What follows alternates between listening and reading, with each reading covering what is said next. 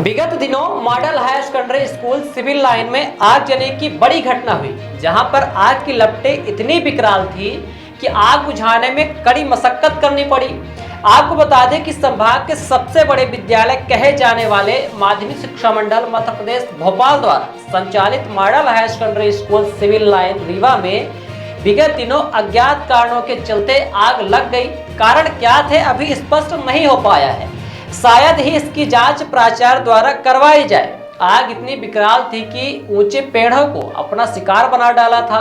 आप देख सकते हैं कि गनीमत रही कि विकराल आग बिल्डिंग को निशाना नहीं बना पाई।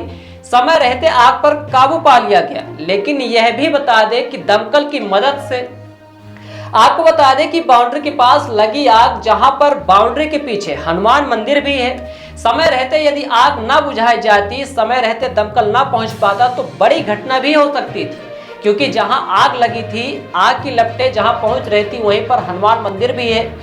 वहीं पर मॉडल स्कूल का नवीन भवन भी बन रहा है। कुछ वहां पर मजदूर भी काम कर रहे थे। यदि आग की लपटें विकराल होती तो शायद ही विद्यालय प्रशासन कुछ कर पाता, क्योंकि विद्यालय में फायर सेफ्टी नहीं लगा है। महज कुछ जगहों पर फायर एक्सटिंग्विशर लगा हुआ है, वह भी प्रयोगशालाओं में। आप वीडियो में देखिए कि जो बड़ी बिल्डिंगें होती हैं जहां बच्चे पढ़ने जाते हैं, विद्यालयों की बिल्डिंग हो या फिर होटलों की, जो हाई प्रोफाइल होटल होते हैं या कॉलेजों की, उनमें इस तरह का फायर सेफ्टी लगाया जाता है, जो कि हर एक तल में, हर एक फ्लोर में यदि आग जलने की घटना होती है तो उससे बचा जा सके, निपटा जा सके।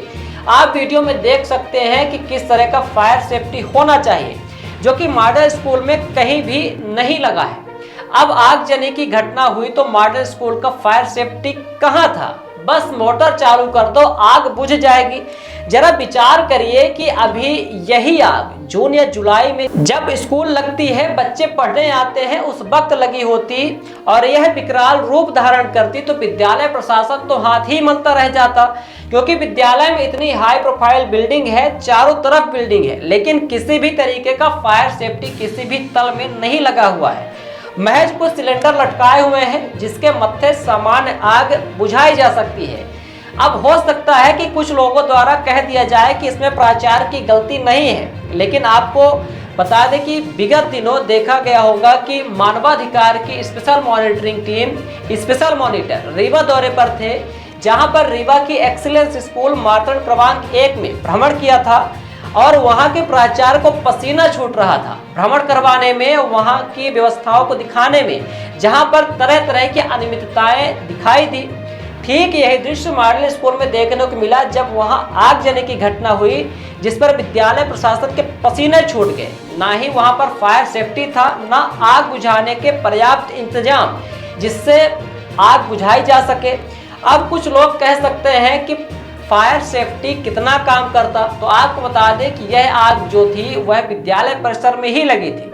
जो नया भवन बन रहा है उसके महज 2 कदम दूरी पर आग लगी थी, जो कि साइकिल स्टैंड को अपना शिकार बनाया, लाखों का नुकसान हुआ। लेकिन फिर भी इसको विद्यालय प्रशासन हल्के में लेकर कुंभकर्णी निद्रा में सो गया होगा। शासन का नियम है, आदेश है कि सभी विद्यालयों में, सभी कॉलेजों में, सभी बिल्डिंग में फायर सेफ्टी लगा होना चाहिए।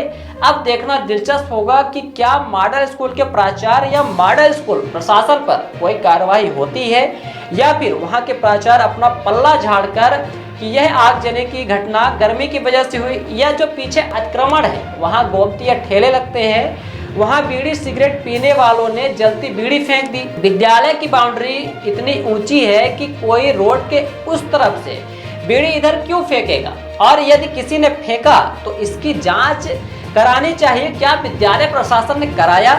किस वजह से आग लगी? इसमें भी अब बड़ा सवाल खड़ा होता है कि प्राचार्य द्वारा क्या नगर निगम को सूचना दी गई कि विद्यालय परिसर में, विद्यालय बाउंड्री में ऐसा अतिक्रमण है? खैर, कई बार अतिक्रमण हटाया भी गया है। सूत्रों की माने तो जो यहाँ ठेले लगते हैं चाय समोसे के, वहाँ विद्यालय के शिक्षक भी जाते हैं।